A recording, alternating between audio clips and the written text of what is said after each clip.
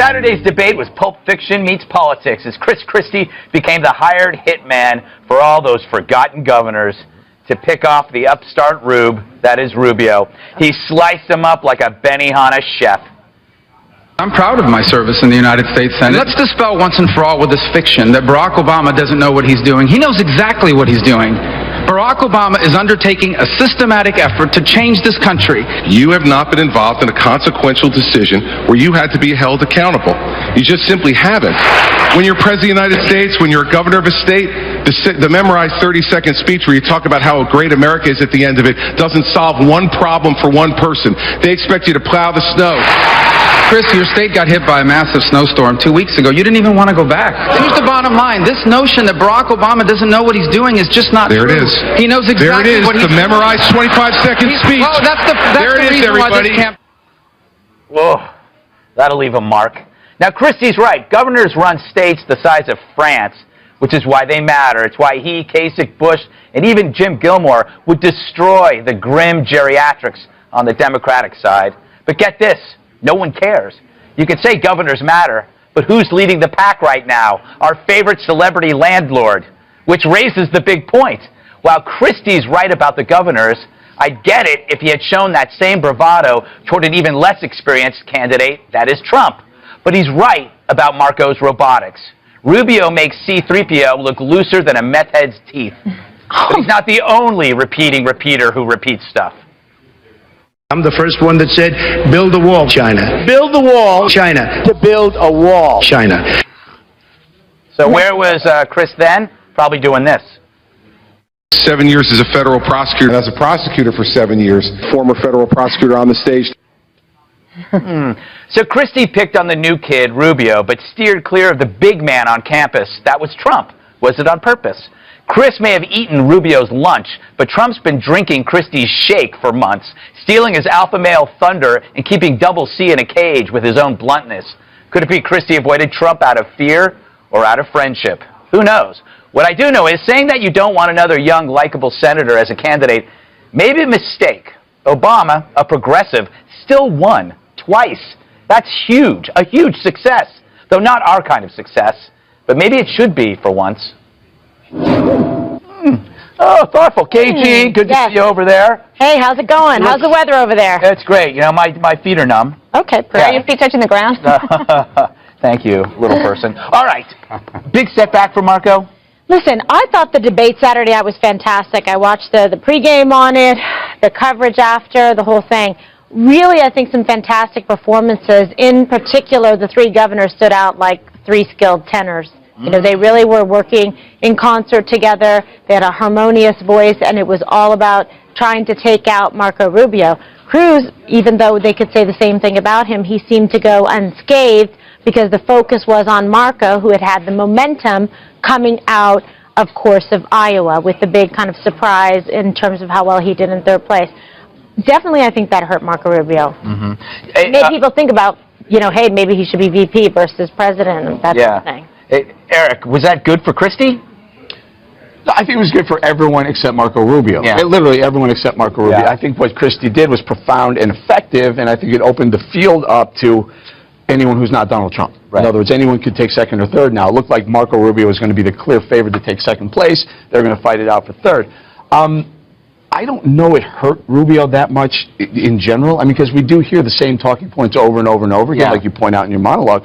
But for some reason, the public picked up on it like, oh, yeah. And then maybe just because Christie kept hounding it, look, he's doing it again. He's doing it again. They all do it. Yeah. They all do it. I don't think policy-wise or likability-wise, I don't think it changed Rubio at all. I'll tell you one thing, Danny. What I learned there is that, boy, Christie would probably destroy Hillary in a debate. Don't you get that feeling? Yeah, that was the thing that I walked away with. It's like, boy, I don't want him on me. I know you. Can you just add one thing? Yeah. The only drawback to that whole interchange was that Rubio didn't fight back on Chris Christie. He mentioned, you know, your downgrades. There are so many blind spots on Chris Christie, and Marco didn't really have the comeback, and maybe that's what hurt a little bit. I had also heard that that Marco Rubio genuinely likes Chris Christie, and so I think that he wasn't.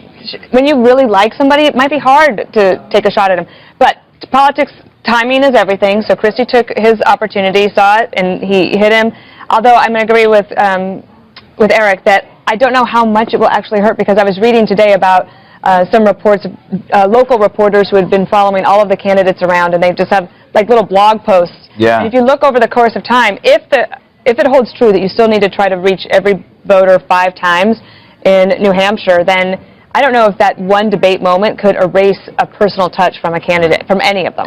You know, Juan, you're not known for repeating yourself at all. At this table. No. Never at this table do you ever say, I can't believe at this table. My family says, check it out. That I always say, check it out. You do. That's You say, it. check it out. By the way. Sometimes you say that in the weirdest places. Yeah, I know. Cars. But I got to take exception, because I mean, I'm just looking at the local papers. It doesn't matter what we think. What are the local papers reporting in the Sunday morning, you know, the biggest day of the week papers?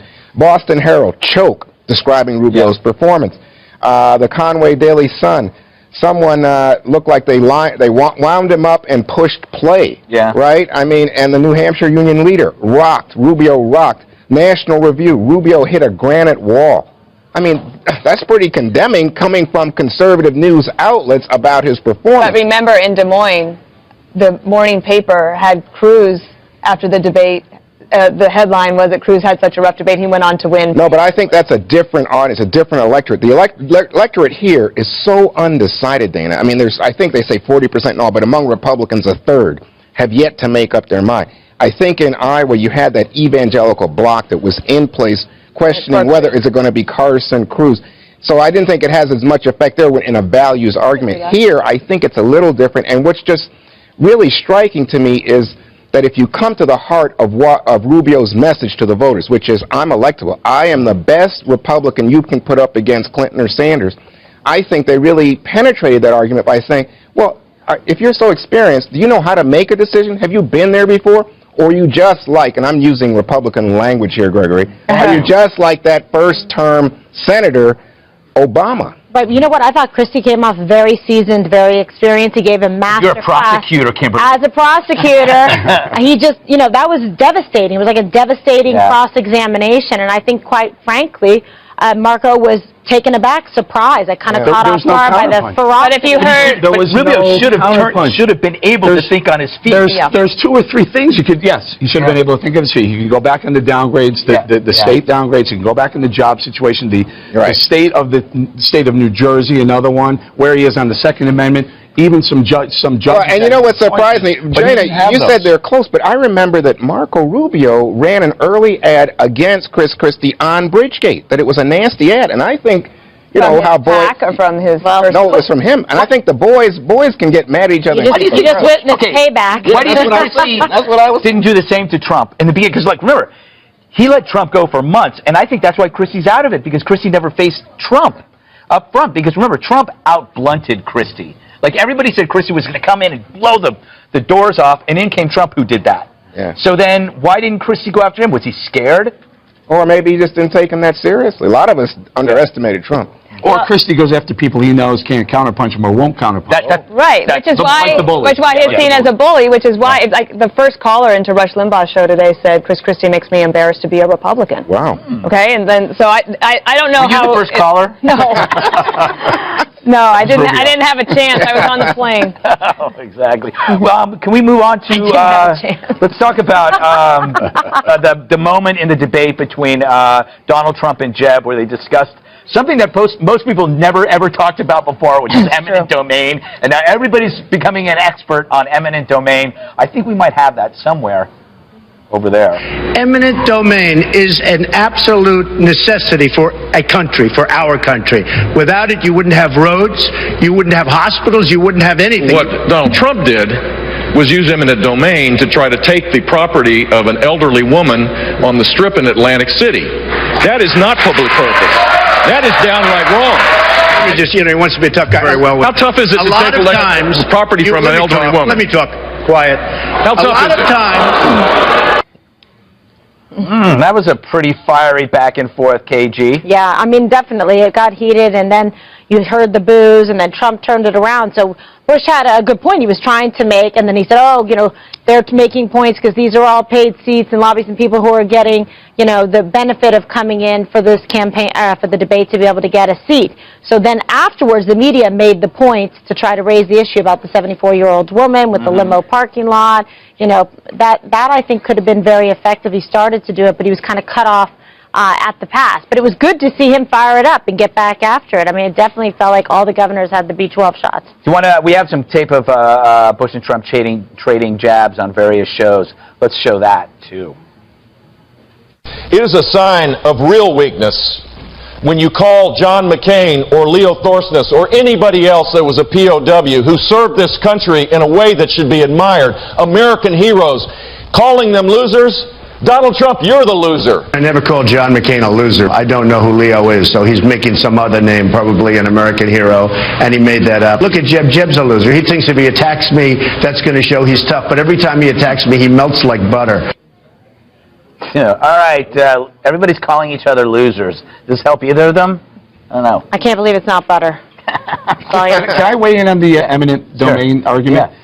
What Jeb was doing is trying to nail Trump on eminent domain when Trump was in the private sector. And that's very different from public sector eminent domain. The two are vastly different. It's like paying your taxes. Of course you're going to use every tax benefit you can as a person and as a corporation. And that's what Trump was doing. I think he was trying to make that case. But the other Republicans in the field are trying to say, well, that's the same as if you were president or some sort of land manager using the eminent domain argument for public land. Is there a very different, I don't know. See, I don't know. Is it a different procedure? Yeah, it's a different procedure. It's very much similar, but Eric, but you're both. But in all occasions, you're paid for the land that they but take. Eric, You may not like it, but Eric, the you're paid for it. conservative position is that the government and private industry shouldn't be taking land from a little old lady. But the private, when Trump did it, he did it as a private. I'm saying, but he still did it. Right? Yeah, for a profit, for Yeah, but personal everyone does profit. that, though. Everyone does. That's like saying I'm going to pay more I know. taxes. I'm not going to use this tax loophole because some conservatives don't like the tax loophole. You're still going to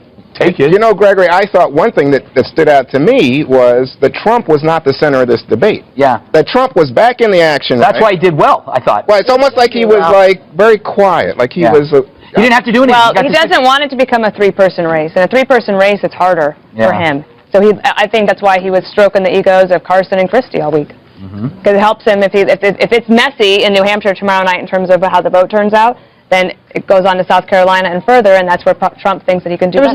There's no need for him to be able to have to jump into that. Like Christie was doing the heavy lifting there, getting it done, taking him out, leg sweeping on Rubio. So you sit back, you wait for your opportunity, and when the passing lane comes available, you take the shot.